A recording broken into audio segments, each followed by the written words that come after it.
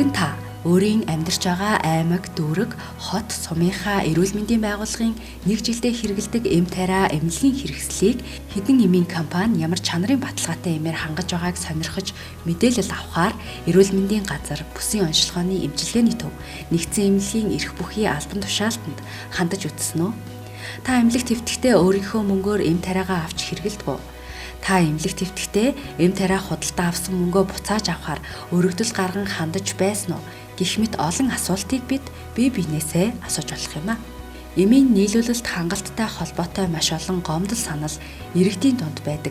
Гэтэл иргэд эм нийлүүлэхээр гэрээ байгуулсан эмийн компаниудын талаарх мэдээллийг төдийлөд сонирхдоггүй, урсгалаараа явж ирсэн буруу хандлага ажиглагддаг.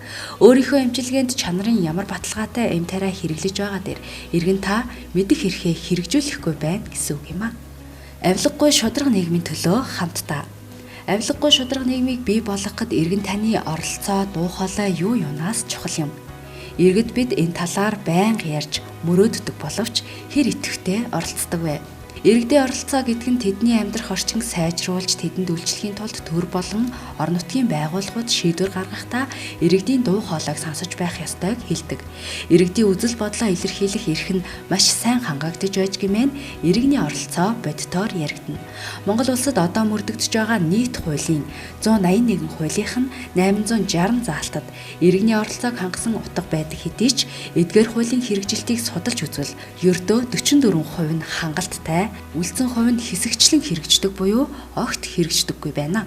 Ил тод хариуцлагатай байдлыг бий болгосноор нийгэмд итгэлцэл бүрдэж, авилга, ашиг сонирхлын зөрчил үүсэх нөхцөл буурдаг.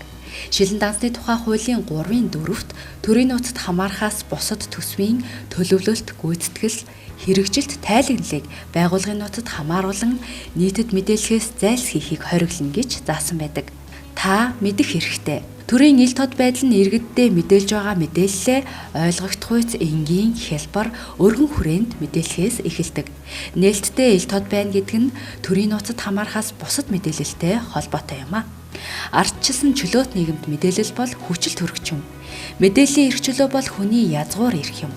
Иргэн та татвар төгсөн мөнгөнийхөө зарцуулалтыг мэдэх хэрэгтэй.